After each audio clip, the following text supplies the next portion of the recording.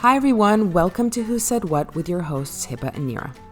We're two sisters in our 40s with lots of stories to share. Having lived across Egypt, the US, Saudi, Kuwait, Dubai, and Europe, we share a unique mix of cultural insights and fresh perspectives. In each episode, we dive into the unfiltered sides of entrepreneurship, motherhood, relationships, and the crazy dynamics of family life. Well, actually, of our crazy family life. Ever wonder how cultures shape our ideas of success, love, and happiness? And why some topics are completely taboo in one country, yet casual conversation in another? Well, we're here to spill the tea, no sugarcoating, just real talk and a lot of laughs. Grab your coffee, settle in, and let's dive into another episode of Who Said What.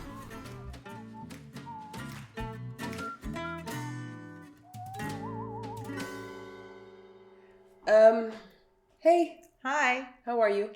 I'm good. We're back with our sister talk today. Happy New Year. First one after the new year. It's a new year, 2025. New year, new resolutions. Yes. Your favorite topic. Well, we will talk about that mid-year, about how our New Year's resolutions are doing. I actually had one, too. But they're good so far. Really? Staying on track, yes. So good.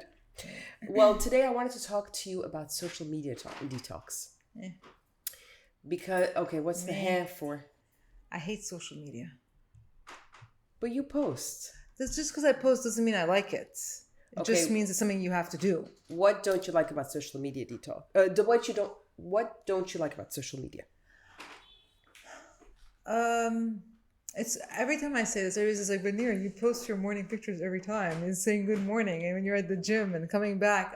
Yes, I do, because those are the two things that I do regularly, consistently. But I find social media is just, everybody's in your face. It's too much going on. It's too fast. It's too... Does it give you anxiety? Overwhelming. No, it doesn't give me anxiety at all. Well, I mean, if you look at social media does have a lot of pros and cons, obviously. Of course. So one of them is being connected all the time. That's what people say. So you feel more connected. I don't feel more connected. I feel it gives me a lot of anxiety. But connected to what exactly? People's bullshit? Well, some people... To the news? Not really. No, I don't want the news. But I find what it keeps you connected to is slightly skewed to the person's perception of what they're posting. So it's not... I'm not learning from social media, and of course, I follow all the people that, because I'm a chef, pastry chef, I follow all the people that do the recipes, but half the recipes I know are wrong. Actually, let me correct that. 75% are wrong. So even that, it's like, people are like, oh, Nira, you should do stuff about cooking. I'm like, there are so many people that are doing something about cooking. It's just like, can't be bothered, honestly. But unfortunately, that is kind of the world we live in now, the digital world. Because I was listening to a podcast episode of Diary of a CEO. And he had this guy called Daniel Priestley on, who's an entrepreneur and an author. Okay. I've never read any of his books, but what he was saying was quite interesting. He was saying about how now we're more connected than ever on the internet. And that's one of your measures of success, is having your own brand and being present on these social media platforms, which is true. But I find it kind of depressing, and I find that social media completely has distorted people's version of reality, because Definitely. I think that's what gives me anxiety, is that I'm watching all these people and I find that everybody seems to be having an amazing time. Everybody looks their best. Everybody looks fucking amazing. Everybody has the best husband, the best trips, right? Yeah. Eating the most incredible food at the most incredible restaurant. And it is a little depressing, because when you compare it to yourself, you're like, kind of like, my life is pretty damn boring. But what percentage of people in the world are those people that have It seems like a ton of people, by the way. Yeah, but it's not that many because you have a huge ton of people that are the complete opposite. But anyways, but it created that in society. That's what I mean by I don't like social. Like if I'm posting a good morning picture, is because I want somebody to see what I'm seeing and how beautiful the morning is. You know what I'm saying? Like it's a brand new day, it's a new start. To me, it seems slightly more generic. It's not about me. It's about what I find beautiful that has no relation to a person. Yeah. You know, so it's more about nature and stuff. I like posting about nature and stuff like that a lot. And of course, I post a selfie picture of me when I come back from the gym and whatever. I just find it's like TikTok. I'll tell you something. Those selfie pictures that I've done in the past of myself, they make me cringe. I find like I'm impressed at how so many people are so okay doing these selfies. I'm not, it doesn't bother me. But you know what, it doesn't bother me. I think what bothers me is knowing people like you that cringe when they see the picture that you post, you and Shireen. Yeah. You guys have this, God, do I have to? I'm like, why not? I'm like, okay, so, but it's okay to post pictures of yourself in at the beach, you know, in a bikini, having fun, jumping in the water and stuff like that. I don't post myself in a bikini on the beach. You know, you don't. But you know, some people don't understand the selfies, but they'll post the pictures that somebody else takes of them. So but somebody else takes it. It's kind of a selfie because you're asking you're asking somebody to take a picture of you that you're going to post as a. So I don't know. Like all I know is like I finally put TikTok on my phone, but haven't created an account yet. You know? So like when I want to follow, like I was just thinking I need to follow this person. I go to follow, like you have to sign in. I'm just like, yeah, I don't want to sign in. And so how are you going to follow them if you don't sign in? I know. That's why you have to follow them. It's just, there's like, I remember opening TikTok for the first time and it's like videos right away. I'm like, is this TikTok? I'm like, I don't know if I like this. So it's a lot of information, I think. I'm not on it either, but I think I was on it for a little bit and it just was too much. It was like too much visual stimulation. It freaked me out. I got off it after a week. Okay. Me, I don't know. It just seems life was more simple when you hang up a phone and all you had to worry about is watching your next TV show that was on whatever channel you could find it on. I don't know. It seems all of these accounts are obviously staged. They're not just completely natural. These people are not waking up looking like that. But there is a freakiness about social media that you didn't have to worry about before. Like I remember, I don't know if I should say this personal story. It was really bad actually, but. Say it. But you know you're going to say it now. No, but it's like let's say when you have a boyfriend or you're dating somebody, you know, they'll ask you to send a picture or whatever, a compromising picture. You don't have to be naked, but it's just, let's say, a compromising picture. A sexy picture. Okay, fine. You know, so I remember I had sent one to somebody one time and it wasn't, nothing is seen. Okay. It was very PG-13, by the way. Okay. But I didn't know he had a girlfriend. Yeah. I was unaware that he had a girlfriend, by the way. Man, that guy's lie. I was unaware he had a girlfriend. And needless to say, his girlfriend knew the password to his phone, saw the picture. And I freaked out because at this point, if How somebody... did you know? Because he called and told me. Because at this point, like if you had a picture, Yikes. like if you had a picture before, like a snapshot picture, you could just tear that up and burn the negative and khalas, it's gone. It's gone forever. But this, like, I didn't think about it. And then half an hour, I was like, yeah, okay, whatever. Deal with your girlfriend and deal with your shit kind of a thing. And then I was just like, oh, fuck, social media. What if she decides to send herself the picture and then post the picture? But it's a possibility because how many... But can I say something? That's a possibility now, anytime now. No, if exactly. you post a picture, there's like a lot of social people have social media accounts. But you never had to worry about that before. But now there's... That's my point. My point is social media has all these tools. The AI is brilliant because apparently now it thinks before you do. So it knows what you're going to look up and things like that, obviously. So it gives you suggestions based on that. But the flip side of that is that it does crazy stuff like that and makes, like, there's so many videos now I see on Instagram, and I don't know, probably 50% of them are AI generated.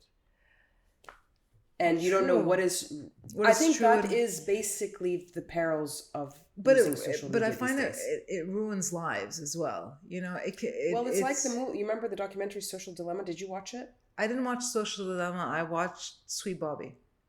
No, you didn't watch Sweet Bobby. You watched Tinder Swindler. I watched Sweet Bobby. You remember I told you about it? I never watched Tinder Swindler. You told me about Sweet Bobby and the catfish. That I watched. I remember I watched, and I was just like, oh. But it happens a lot, like Tinder Swindler.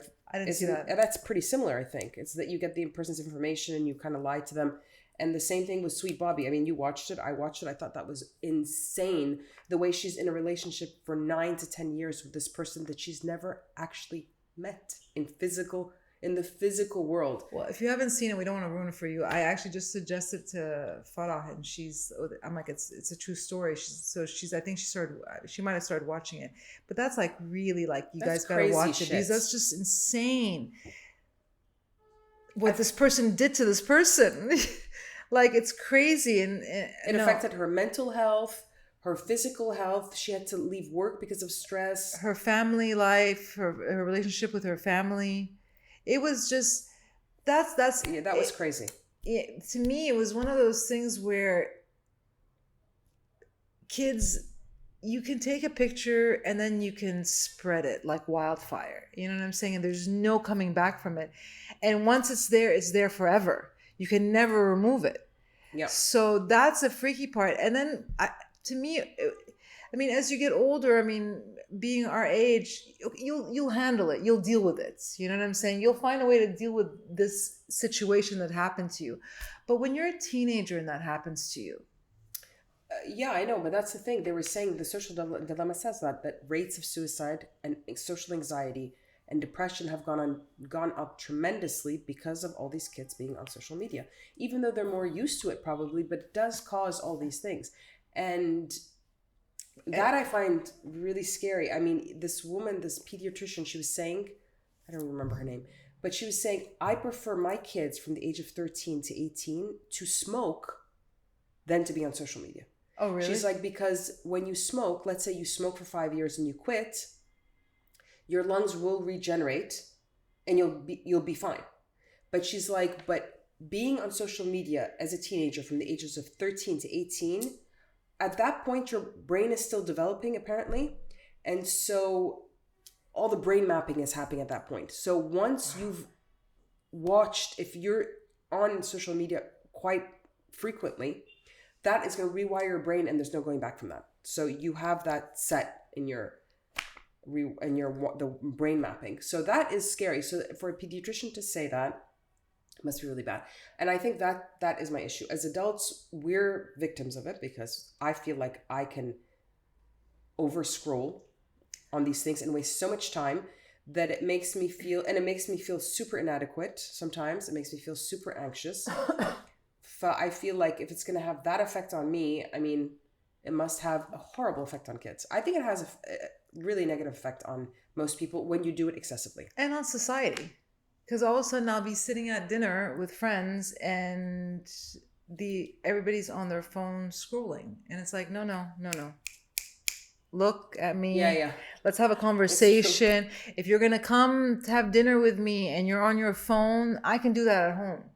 Yeah. We can talk. I can go back home, have dinner, and we can talk later. We can have a Zoom dinner. Exactly. I find a lot of times it's rude.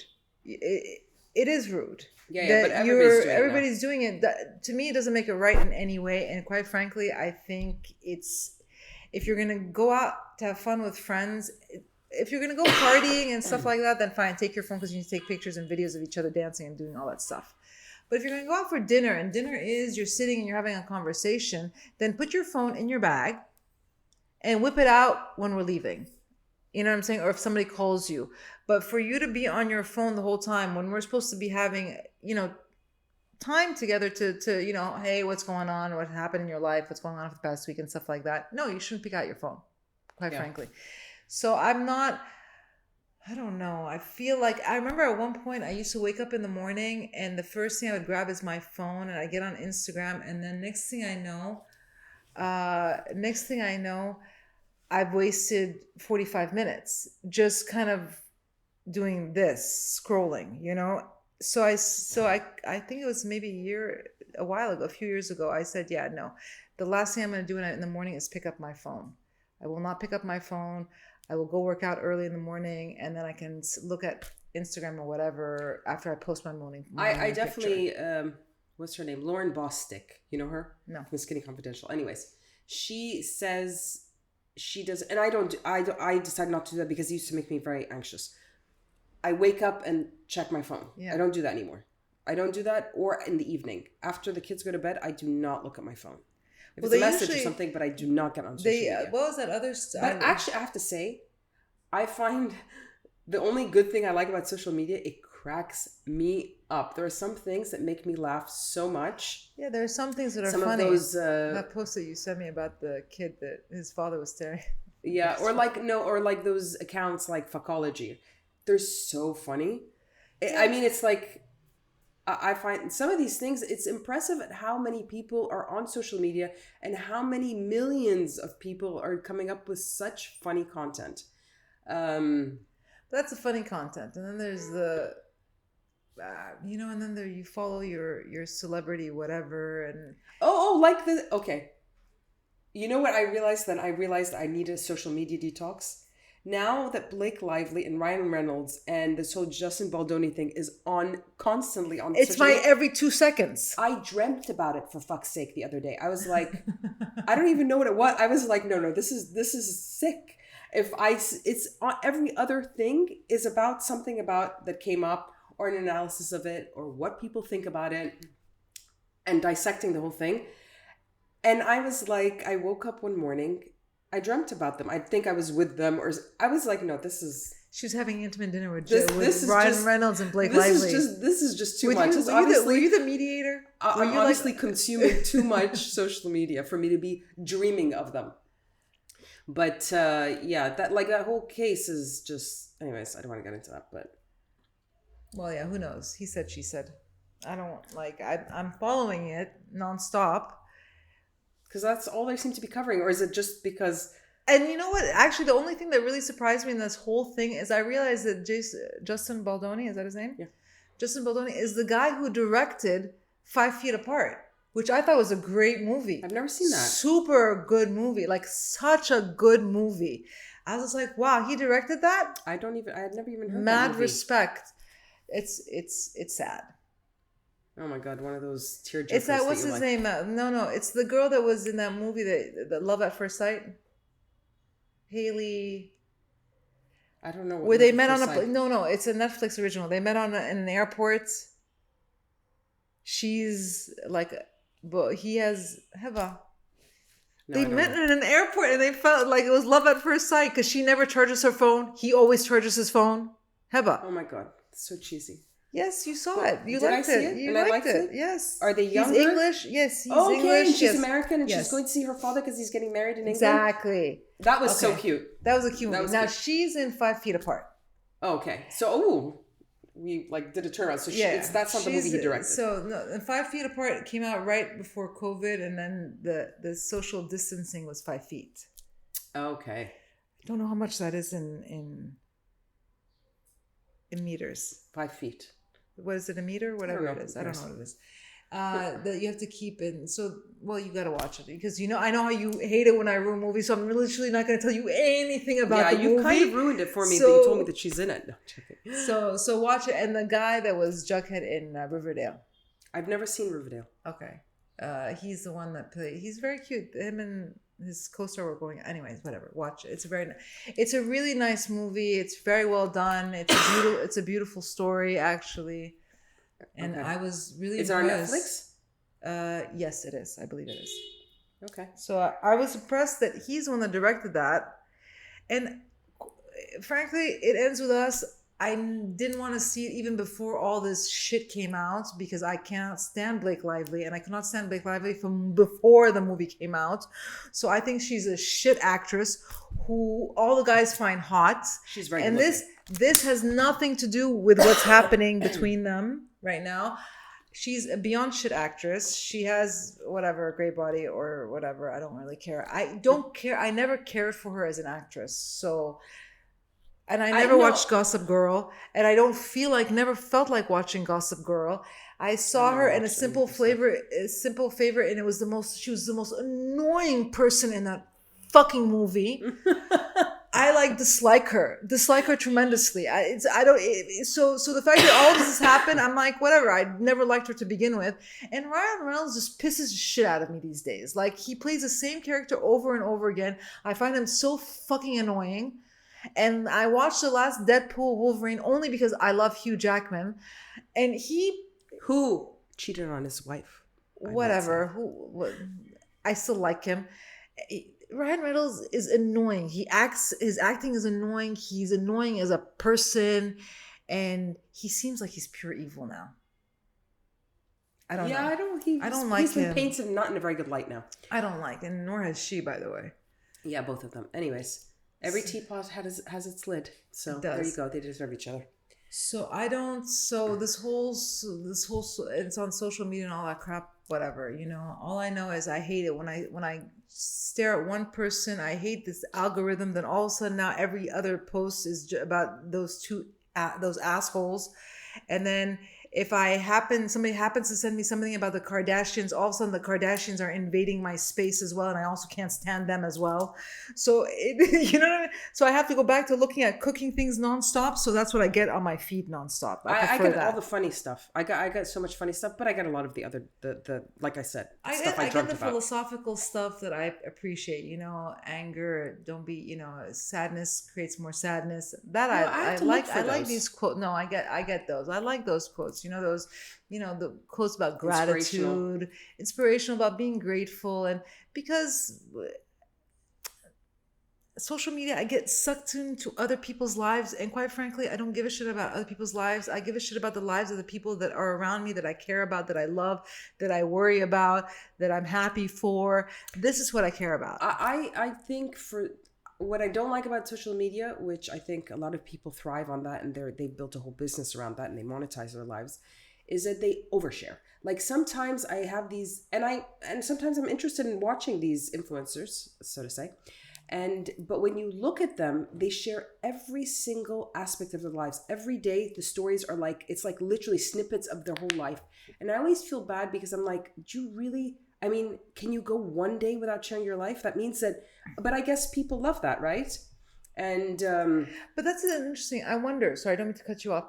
People love that, but don't you start getting bored of seeing the same people? Like, okay, I like Daphne Oz. She's very, very cute. And when she sits and cooks and eats her own food, it's like makes me want to eat as well. I love her. Yeah, but I cannot consistently watch the same person like Nara Aziz. I cannot, her voice starts to irritate me. But to watch the same person consistently over and over again every day, it's like I'll get bored. So I cannot. So it's like I have to watch a million things so I don't get bored. That's what I'm trying to tell you. There's a certain addiction to it, I think. And I've been guilty of that. That's why I don't follow very many people. And I don't follow very many same people. For me, the funny thing, to me, that kind of nourishes my soul. I like to laugh. But the other people that I have to see every single time, but there was a point, at one point, it's like, I'm kind of addicted to it. It's like, oh, what did she do today? She woke up and I want to see her juicing her celery. And then she's hanging out with her kids. And then she's doing her workout and she looks picture perfect and full makeup while she's working out. It gets, after a while, it gets like, okay, you know what? It's like, they start to annoy me. I agree with you. But at the beginning, there's for a long time, there's a novelty about it. You're like, oh, this is fun. This is Mshafir. And then now they're in the Hamptons, and then this week they're in Italy, and then in the summer they're on the yacht. I don't know. It just becomes and then after all of a sudden you're like, I feel like at some point that's why I don't follow a stalker. Yeah, you are a bit of a stalker. Everybody's a bit of a stalker. Why do I care if this person's in Italy? Okay, it's cool because it's nice that they're in this nice place, but for me, I stopped watching it at that point because I feel like it becomes like I'm stalking. But that's what I don't like about social media. But they say now, which is true as well, is that attention is now success. It doesn't matter how you get attention. I was listening to another podcast by Well, that's like about PR. No, TK Coleman from the Minimalists. You know, I like those. Yeah. He was saying, he's like, attention is success, basically. So now everybody is pining for more attention. And that kind of equates to success. It's like those weird people that, I mean, I was like, kind of like, okay, this girl who had sex with 100 guys in one day. So obviously this was like all over on People and all of that. And I'm thinking, is this for real? I mean, do we have to just keep on one-upping so that we get all this attention? What was the other one I saw? No, and then after that, what happened is that wasn't enough attention, obviously. So she was practicing to gear up because she wants to break her own record and sleep with, I think, 500 men in one day. Something weird like that. And her father's like, knows what he does and he's proud of her. I'm so thinking, 500 men in one day is what the hell is going on here? Does she sleep? She has sex with him. Yeah, I know. But 24 hours. So how many? I don't want to know. But I'm just kind of thinking, this is... So every 10 minutes, that's 1 hour. Oh my God. Now we're going to calculate it. No, so six person per hour. How is she going to do that? Seriously. Who cares? That's what I'm saying. And that's the point. It's like that now. That's what people do now to get attention. No, the other one I found that I said, okay, this is just ridiculous. What? The girl sells her farts? Yeah, weird shit like that. Like how do you bottle up a fart? Like poof. Does it actually stay in the vial? Like I'm like people pay money for that. But like I'm just like, what sick people pay money for that? Like I know. And anyways, so basically, the only thing that I have to say, the only thing that maybe but this was at the very, very beginning. And so when I mean at the very beginning, I'm talking about like 2010. Because I got on Facebook in 2007, is I was able to connect with some people from school that I hadn't heard from since we graduated. But that's the only upside to it in my opinion. But besides that, well, I think you know what the problem is now. I don't really care for it. I want to do a social media detox because I feel like I need to limit my social media intake to 1 hour a day. I think what it is too, and I was reading this somewhere, I don't remember where it was actually now, that we are terrified of being bored now. And it's true. If I'm somewhere and I'm bored, I will not, or if I'm even in a social setting and I'm uncomfortable, I'll take my phone out because it's my thing. Okay. It's your companion. But actually that is like one of the worst things to do because it's apparently really important to be bored at times because that's how our brains process and actually retain information. So instead of like being terrified of being bored, we need to kind of embrace it at times. Like kids, we used to be bored all the time. We need to be bored as adults as well. So that's my final note. I'm going to say, I don't mind being bored. I'm good with being bored. Yeah, no, but what I'm saying is that you don't actually rationalize that you're bored. So therefore, no, you're bored. So you're like, oh, okay, I'll grab my phone. But it's like we are not used to being bored anymore. Yeah. But anyways, so I'm going to I haven't read very much in the past few months. And I started reading. That was one of my New Year's resolutions, is to read again.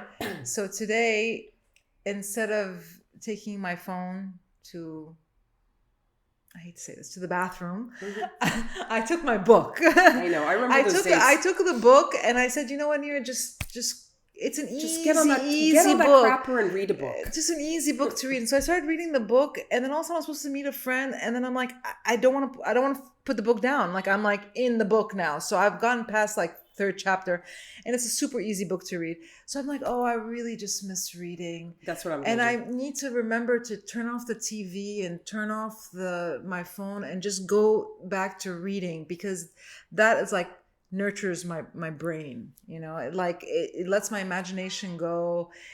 I feel like I'm not constantly, like, these lights are not constantly in my eye, and I'm actually really enjoying the story.